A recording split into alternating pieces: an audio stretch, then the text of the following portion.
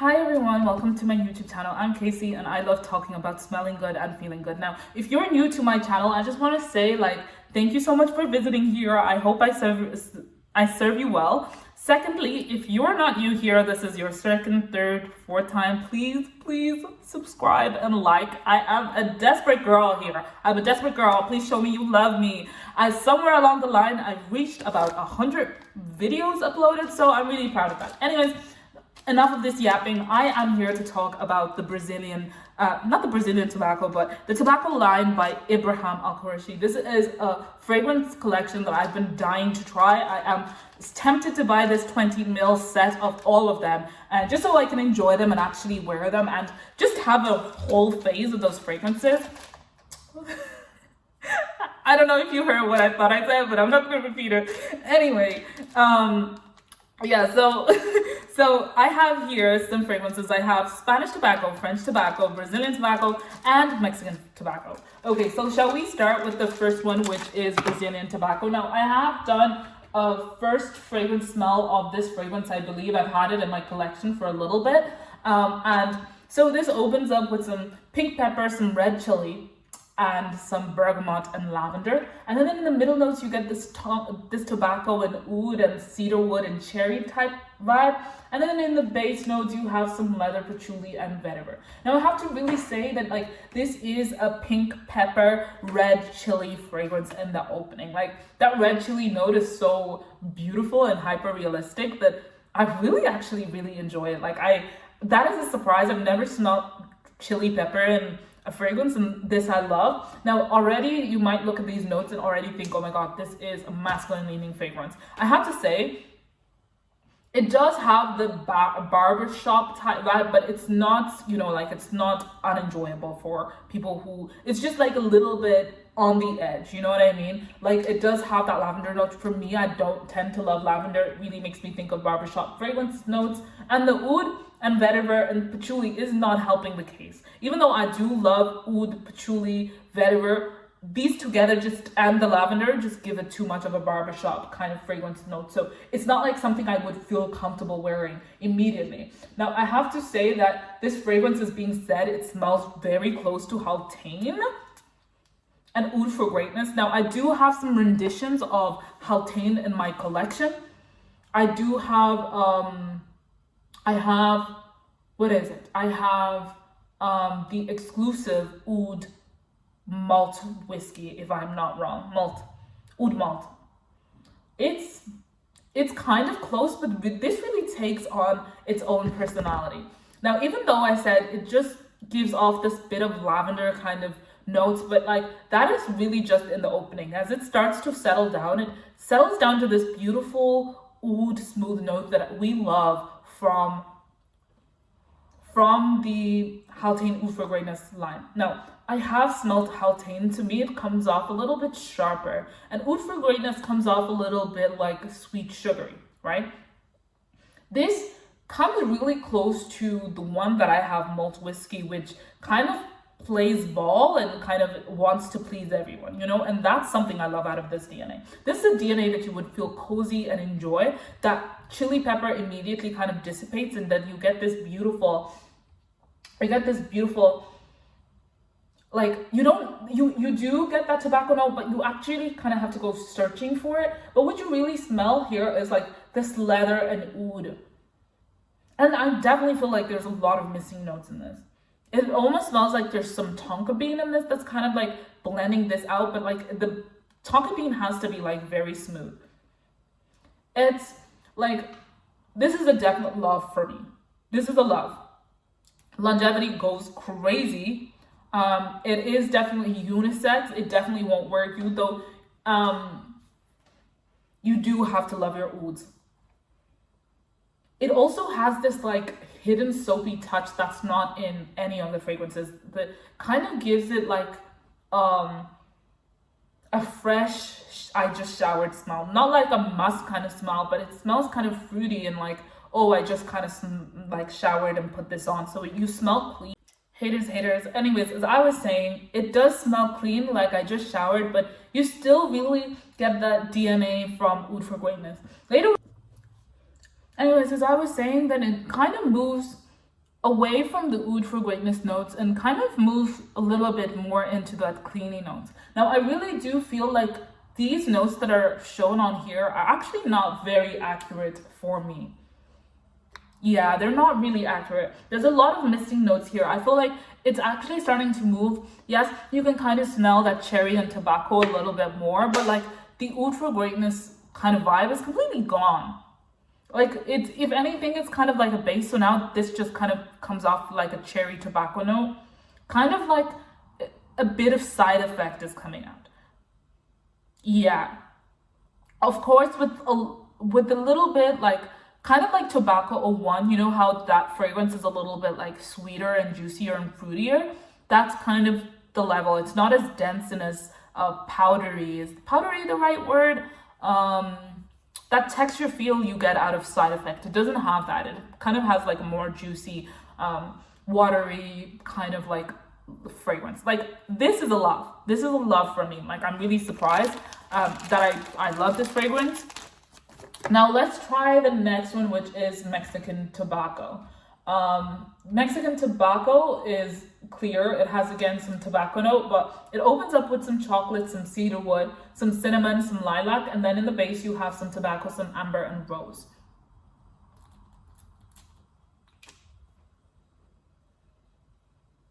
It all immediately kind of smells like it has some pink pepper in there in the opening. And then the next thing I smell is like lilac. Yeah, I smell a lot of lilac. I smell a lot of lilac, like some purple florals for sure. That tobacco is right in the base, and it's a tobacco rose, like a rose tobacco. And it's beautiful, like it's different from the other ones. There is a note that I'm trying to search here that kind of smells like lipstick. And normally I tend to get that from violets, but I wonder if it's a purple fragrance note. Like, is it the lilac that's giving that feeling? I don't really love that feeling at all, that texture. I have to say I don't love it.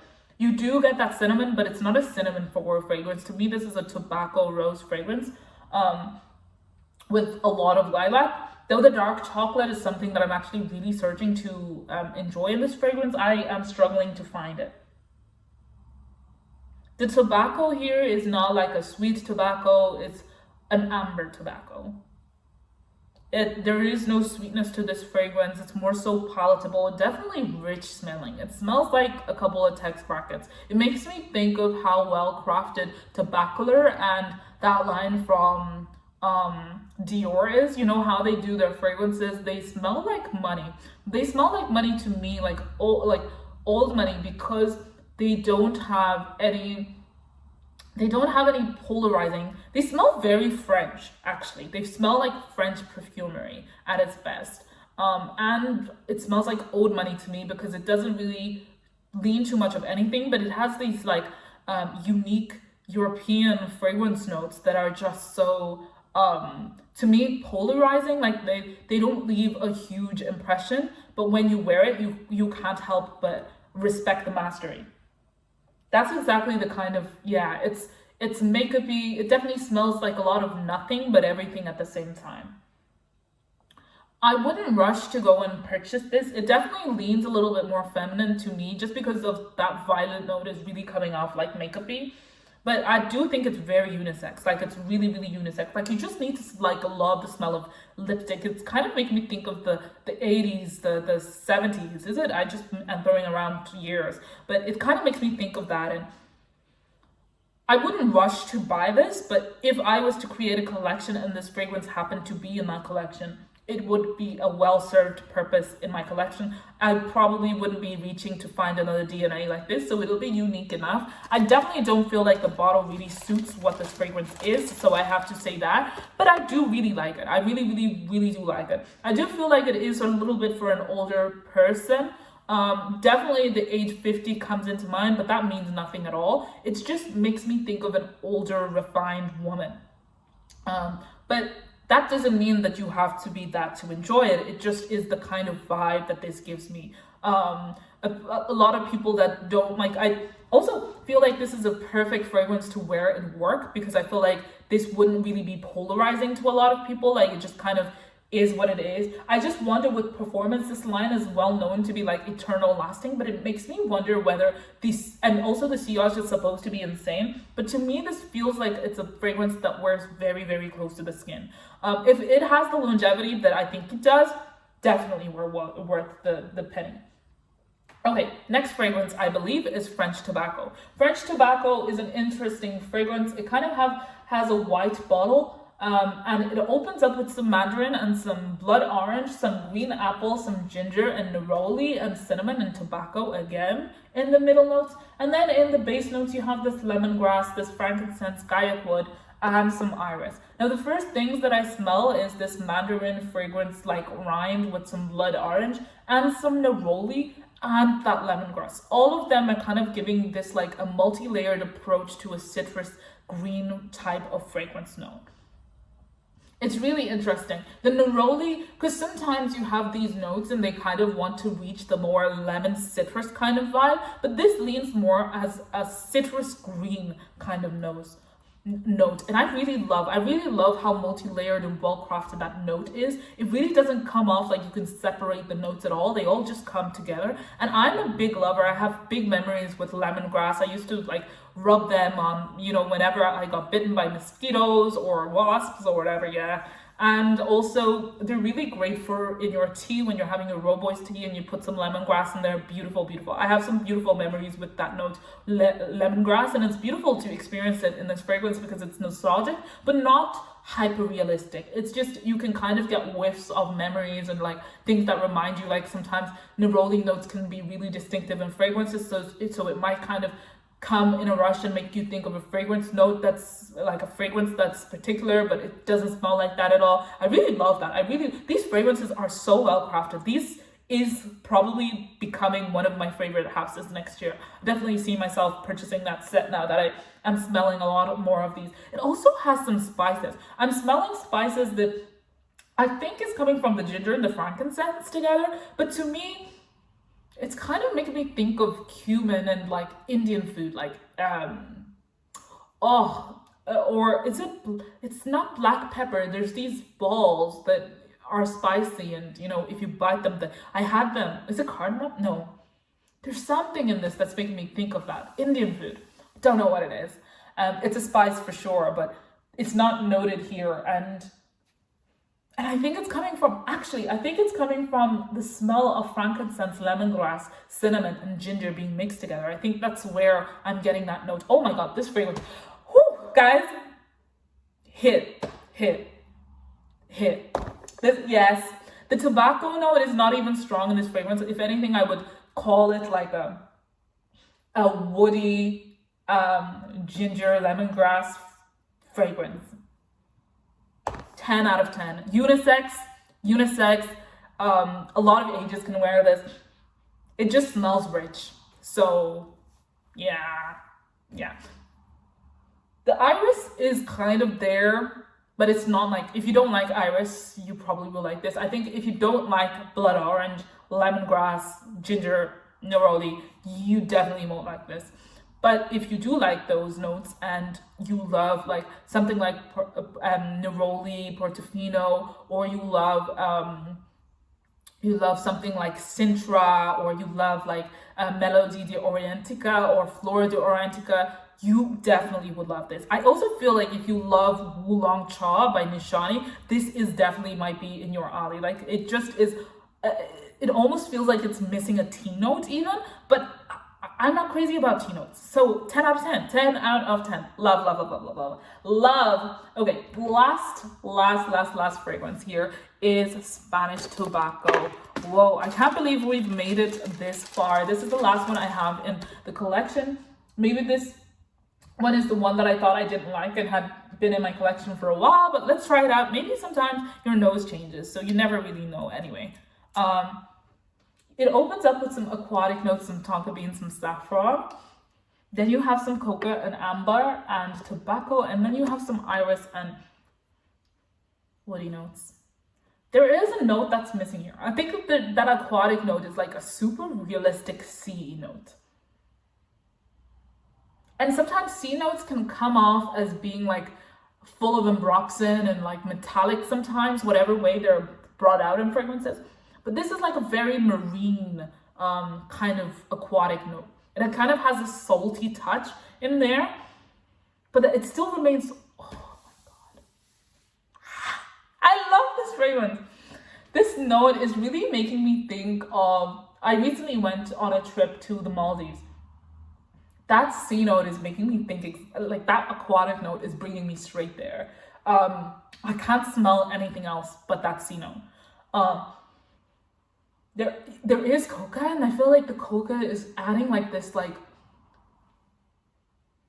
this body to the aquatic note. Guys, I think I'm in love. I think I found my favorite fragrance house.